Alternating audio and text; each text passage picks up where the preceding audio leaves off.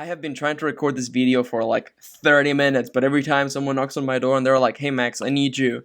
And I'm like, "I know that it's a 1:15 and you're a little bit drunk, but can you please wait until I'm done shooting the video?" My god. Hello, really friends, and welcome back to, wait a minute, I'm not doing Walking Dead videos. This video is a mess already. Hello again, what am I doing? Yes, I'm doing videos on world building. The last video actually did really well, and I'm really happy about that. Although it was mostly me talking about my president's no headcanon. But I think it brought a bunch of really important points, and a bunch of you gave me book recommendations, which I really appreciate. I love picking up on things that I wouldn't have picked up otherwise. So thank you for the recommendations. So this video, we're going to be talking a little bit more on world building, particularly tackling the ugly face of fantasy and science fiction. What is that? What is this video going to be about? Only one way to find out. But before we go anywhere, allow me to give you the formal disclaimer and remind you that the following advice is merely my opinion, my advice, and what worked for me. Don't take it as gospel. Take it, if anything, as just the ramblings of one particular writer who happens to look like this. That sounded really vain. I don't know what I meant by that. Also, like, 1,000,000 points to you. Actually, not 1,000,000 points. 10 points. 10 max points to you if you noticed that I was playing with my water bottle and I forgot to drink from it. Dying. In today's video, we're going to be talking about fantasy and science fiction because they're pretty closely related, but primarily with fantasy.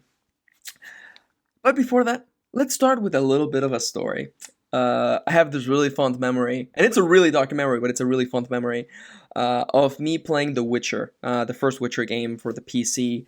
And in the first area after the tutorial, there's a really dark moment.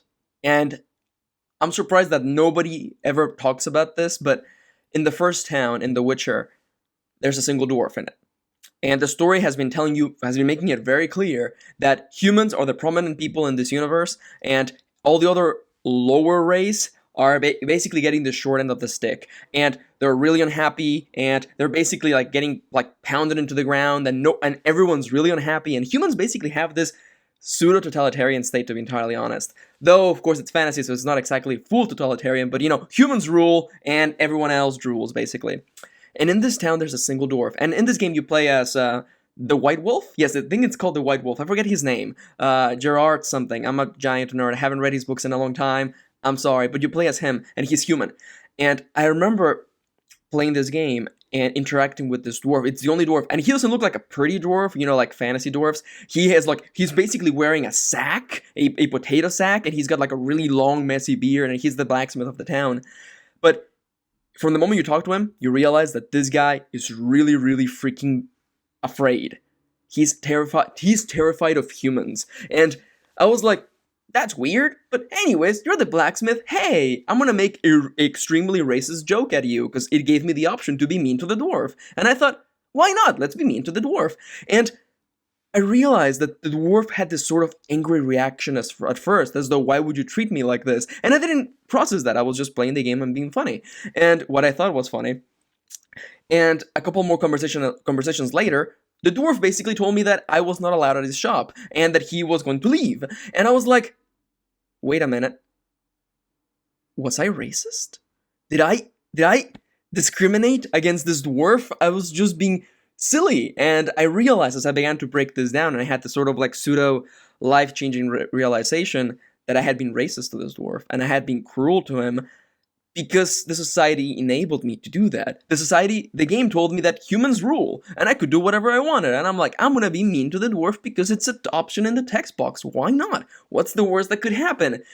Well, I ruined a dwarf's day. And as I was thinking about that, and I was thinking about things to talk about for this world-building series, I realized that fantasy seldom, really seldom, touches on the idea of racism. I mean, really, you cannot possibly expect every single race and every single sub-race within these races to get along. It's kind of unrealistic. Now, before I go anywhere, allow me to make this very clear right now. I know that a lot of people don't like to deal with that in stories, and that's okay. I empower you to tell the stories you want to tell, and if that means not having any sort of hint of racism in your stories, that's fine. I empower you to do so. Don't feel like I'm telling you that you need to have this. Just keep in mind that I personally feel that it's really hard to get away from racism in fantasy. And it feels really unrealistic when every race gets along, and yet all of these happy-go-lucky races where like, oh, humans and elves and dwarves live together in harmony and get along and are super friends, and go and murder other races. Am I the only one who thinks that's a little weird? How like, oh, see, all of these main fantasy races, we all get along, we are friends, super BFFs. Let's murder these other people who look different than us. Now, before we go anywhere else, allow me to share with you a really quick story. One of those stories that kind of fit in with the dwarf story, and it's one of those things that keeps coming back to me. And it's the idea that I was talking with some people online about particular races in the world of Dungeons and Dragons. I'm a giant nerd, you know it, I know it, let us not mince any more words on that. And we were talking about the nature of races, and one of the things that jumped on me, and it was one of those things where like I realized I discovered the Matrix, and as soon as I began seeing it, I could not unsee it anymore. And there is a couple of races in Dungeons and Dragons that are considered to be evil races, and there are two particular races of fantasy races that live underground. It's the Duergar and the Drow, which are black elves and black dwarves. And their faces are pitch black, by the way. I'm just making this very clear. And I remember that a lot of campaigns and supplements were based around killing these people because they were evil races, like evil as in actually having evil on their character sheet. So there were evil races who worshipped the evil gods. And right by that point, I was like, alright, there's something a little iffy going on here, and I don't like it because, again, like, if you want to just summarize my experience with, like, creating more interesting worlds, stay away from black and white morality. Black and white morality is really problematic for me, and is really problematic for storytelling. Because when you come to me and you tell me, like, it's okay to murder these people because they are evil people who worship the evil gods, that to me sounds like the propaganda for every war that has ever existed ever. And it doesn't fly by me. I don't like it. I can't relate to that. And it's just so incredibly stark of a contrast when people are like, yeah, humans, dwarfs, and elves, we get along, we're super friends. Oh, but the ones that have black faces? Yeah, no, we don't like those, they're evil and they worship the evil gods. Let's kill them together with friendship. Now, there's like two D&D nerds, I can see you, who are yelling at me right now, and allow me to make a point right at this very moment. But Max, Drow are evil because they kill each other. They do it for fun. Oh yeah, and humans have never actually killed each other. Humans get along. That's actually like one of our traits in our character sheet. Humans have never fought. Humans have never had any sort of like political or, violent struggles. We all get along and we love each other with friendship. Again, maybe it's just me. Maybe it's just how silly I am of a person. But once I began seeing these patterns, it was really hard for me to start looking away from them. And part of me, like a really like innate part of me, began longing for stories about this. Because again, it's really freaking hard for me to look at a fantasy story where the main races get along and they just go about killing other races without any sort of like disregard for, hey, is this okay? Hey, is it actually like okay for us to murder this other race that is clearly just getting by and is struggling to survive, like goblins and orcs? Let's just murder them. They're different, They don't understand our culture and we don't understand their culture. Clearly, it is okay for us, the most civilized cultures of all, to murder them all. It's a little silly. But I want to say this right now.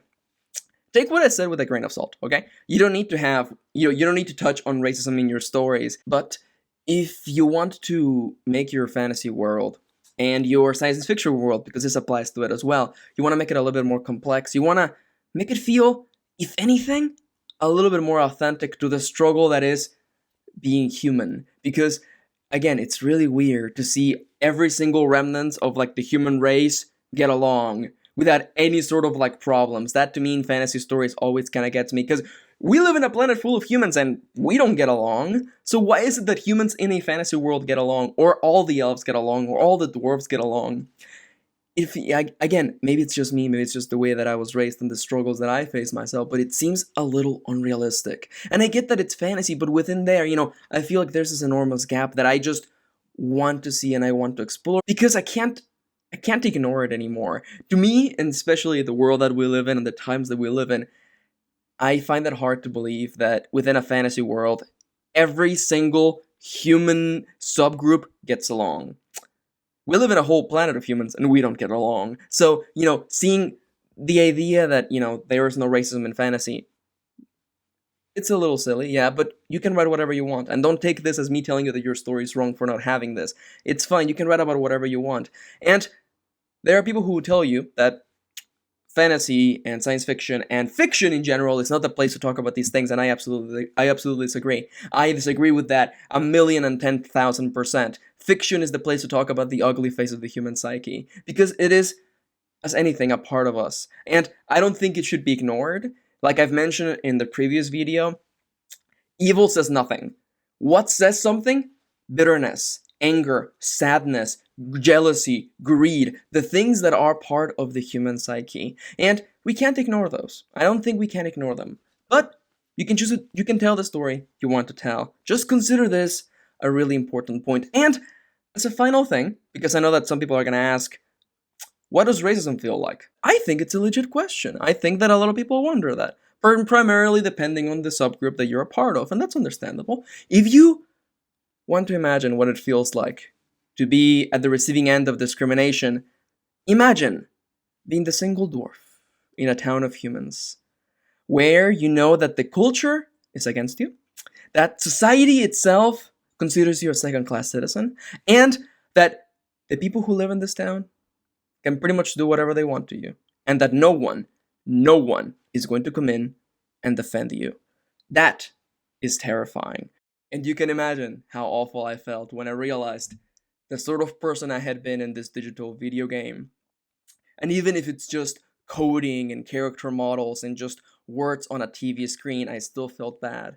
Because I realized that the illusion of fantasy could not get away from the ugly side of the human psyche. I hope this helps. I hope it's not too much of a downer. I know that people don't like to talk about stuff like this, but if you've known me, if you've been following my blog, you know the way I feel about fiction and the ugly side of the human psyche. We can't get away from stuff like this. And we can't simply, shove it under the rug and pretend it's not there. Stuff like that doesn't fly by me.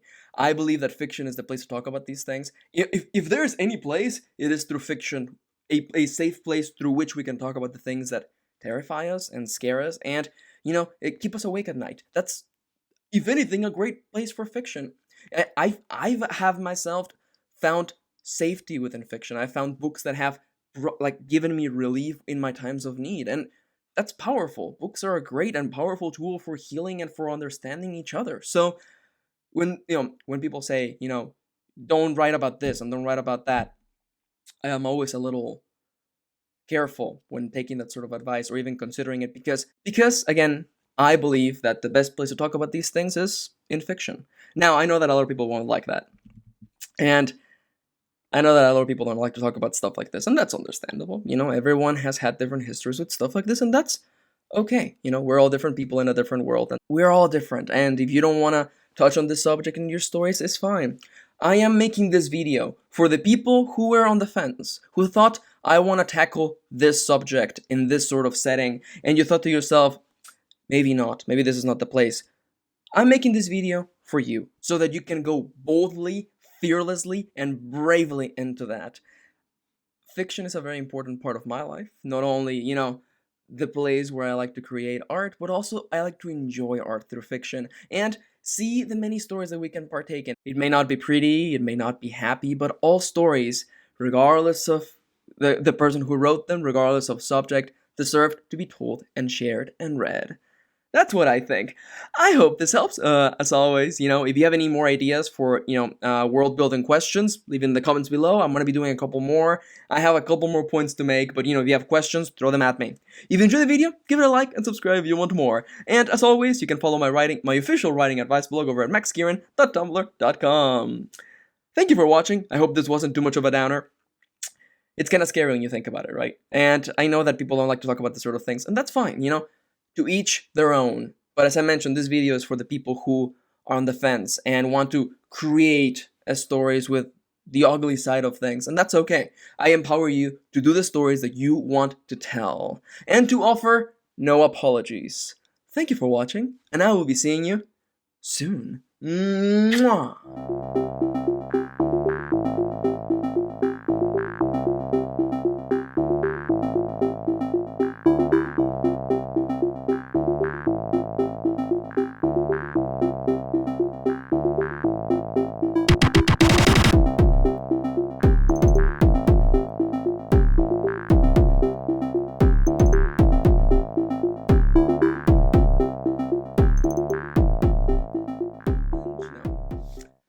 I would like to dedicate this last part of the video as a formal apology to everyone who enjoys D&D and traditional fantasy settings, and who is now yelling at me going, I can't unsee it, why is it okay to only kill the fantasy races that have dark skin, explain this to me. I'm mildly sorry for revealing to you the Matrix. No, you don't get to pick which pill.